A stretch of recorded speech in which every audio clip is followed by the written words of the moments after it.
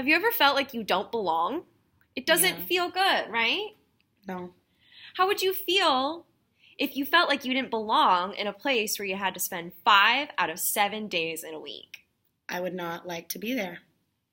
Well, that's why we want to find out how to build a strong sense of community in the classroom. Teachers across the United States want their students to feel comfortable in their classrooms. When students feel insecure in their classroom environment, they may be less likely to participate in taking risks in learning. This can be detrimental to their success in school. Feeling a sense of belonging is a primal need. We all seek it out and require it to reach our full potential.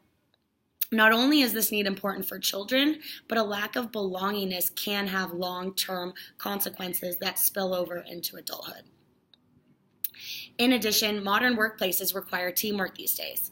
These workplaces are designed to encourage collaboration with limited to no physical barriers between coworkers. Cubicles are scarce in companies such as Google. If students don't strengthen collaboration skills during their primary and secondary schooling, they will not be as successful in the contemporary workplace. Currently, there is an abundance of programs and articles that support the benefits of building a strong classroom community. These websites and programs promote various strategies that teachers can employ in their classrooms, which will potentially strengthen the feeling of unity between the students. The public may think that school is just for academic knowledge and not for interpersonal growth. Citizens concerned about the USA's ranking in world academics may push for a larger focus on curriculum. The purpose of school is viewed by society as improving test scores and preparing students for the workforce, but standardized tests don't allow room for the development of socio-emotional skills like forging friendships and working through conflicts. Some people may think that the home is where needs are addressed and community is built. Experiencing belonging at school will make community building skills seep into other areas of student lives. Some of the academic content taught in schools may be lost throughout the years, but the skill of building community can stay with the students for their lifetime.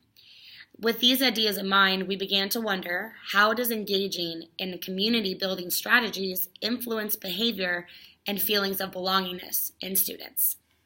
So what we know so far is that a classroom community is formed when students come together as a class to work towards the common goal of learning. When there is a sense of community in the classroom, students feel as if they belong. Belonging is a need that humans strive to fulfill. Abraham Maslow describes a hierarchy of needs that is visualized as a pyramid. Your most basic needs will be found at the bottom, in the bottom section, with self-actualization at the very top. So there are two categories of needs. They are the deficit needs and the growth needs. In the category of deficit needs, which are down at the bottom, we find physiological needs such as air, food, drink, shelter, clothing, warmth, sex, and sleep. Also, safety needs are a part of deficit needs, such as protection from elements, security, order, law, stability, and freedom from fear. The final group of deficit needs is love and belonging, which is the need for interpersonal relationships. After deficit needs are filled, a person can move to fulfill growth needs. Growth needs are esteem and self-actualization. Maslow classified esteem needs into two categories. The first is esteem for oneself, like having dignity, achievement, mastery, and independence. And the second category is the desire for a reputation or respect from others, like status and prestige. Lastly, the top tier of his hierarchy contains self-actualization. This is the need for realizing personal potential, self-fulfillment, and seeking. Research shows that feeling that you belong at school has multiple levels of positive impacts, including school retention. Looking at this information, we can see that the need to belong is necessary in order to fulfill your highest needs. Another aspect that comes into play in building a strong classroom community is care ethics. Nell Noddings described care ethics as looking at a teaching relationship as one caring and one's cared for. As a teacher, the idea is to be the one caring, which makes rules not matter as much as the student. Two aspects of this theory are dialogue and confirmation. Dialogue is a meaningful and non-judgmental conversation. This is important to build a strong classroom community because this practice allows every student to feel heard and respected. Confirmation is another important aspect.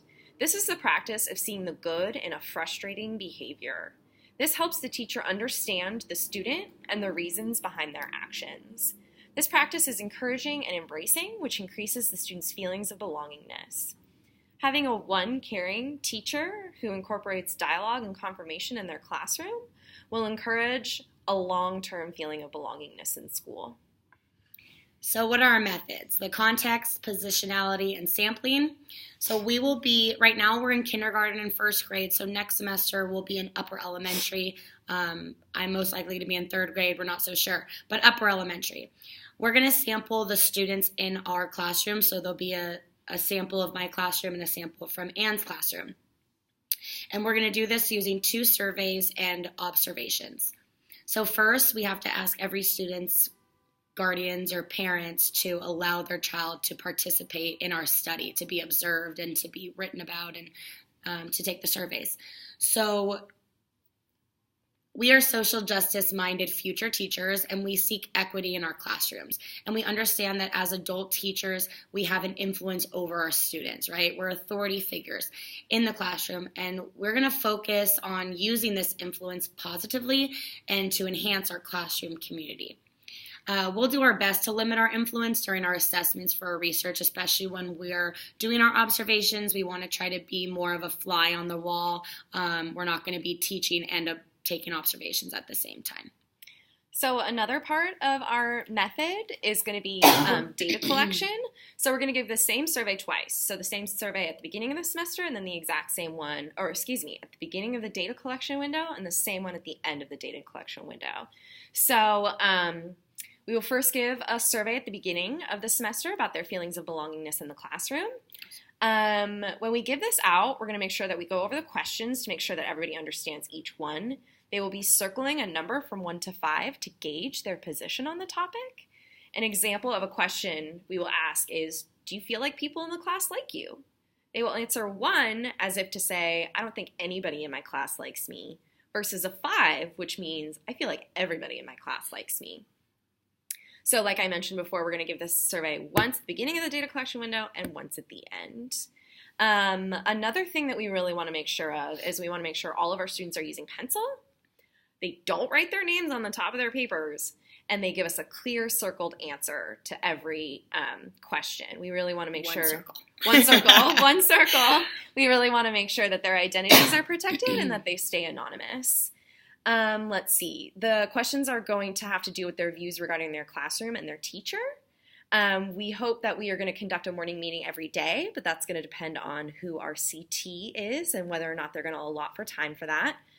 During morning meetings, we will do a greeting and some sort of mindfulness and or game to build classroom community.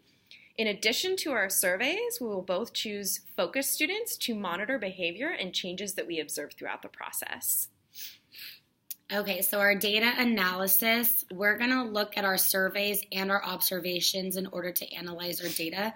We'll make a chart that shows positive feelings versus negative feelings, and we'll kind of tally how many students had positive feelings for each question, and then versus negative, and also neutral as well. Probably throw that in there. We haven't really decided whether we want to throw in neutrality or not, but for now we'll say yes. We're not sure yet. So just so we have like a visualization of how the feelings were at the beginning and at the end, we might be able to do some percentages as well. And then we are going to color code that data. So we'll use one color for the beginning of the semester or for the data collection period, and then one color for the end of the period.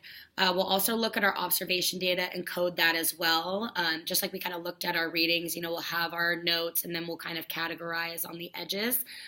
So we'll use codes such as like positive feelings, positive behavior, negative behavior, and kind of tally those as well. We also want to look for outliers that may be unique to the student. So kind of maybe like strange things that happens or just out of the ordinary things as well. So our potential findings, we think that we will find that the student's sense of belongingness will stay the same or increase. We will be coming into the classroom halfway through the semester or halfway through the year. The classroom that we will enter may already have a strong sense of classroom community, which means that the morning meetings may have no influence at all or be positive. We do not believe that there will be any negative influences. This data will depend on the teacher's style and how much research we will be able to conduct in the short amount of time that we have. We may find that during morning meetings, students might think of it as a waste of time, as well as some students enjoying the games and mindfulness. We believe we might get mixed feelings about these new procedures. We might also find that the teacher already conducts morning meetings, and changing his or her format might be met with resistance from the students, but hopefully not from the teacher. We're hoping. So implications. Our positive findings could add to the body of research that supports classroom community. We've found a lot of that. If we do have strong correlational findings or influence, both of us will be sure to heavily include classroom community building instruction in our future classrooms. So we're hoping for that because we enjoy the stuff. We also will be discussing the various activities with our students, what they liked about each activity, how it made them feel, if they didn't like it. We're hoping to get honest answers for that, just so that we know what we want to include, which activities we want to include when we have our own classroom and we conduct our morning meetings, because we want to, we want them to have fun as well as get that benefit of building that classroom community. And we also are hoping that these classroom community building strategies have a positive impact on behavior, so that we may use these strategies as a form of classroom management. So briefly, we'll go over our potential limitations. We don't have that many, which is great. A potential limitation we may face is that the students' parents may opt their student out of being involved in our research. This would be challenging because they would be left out of each morning meeting, which may affect their feelings of belongingness in the class, which is what we're studying. So we want to make sure that every student has the opportunity to feel engaged, to feel like they belong, to feel included. Another problem we run into is if the students don't answer honestly on the surveys because they might be embarrassed. We are talking about personal issues, and feeling like you don't belong or feeling like an outcast is awful. It's terrible, and you don't really want to say, yeah, I feel like an outcast. So that might be a potential issue. If we choose to conduct the mindfulness activities, which I think we are definitely planning to do, parents may hear this and get upset because they believe it might come with a religious overtone. We aren't going to call it meditation. We're going to call it breathing exercises or mindfulness exercises. And that is our video. Hope you enjoyed it. The end.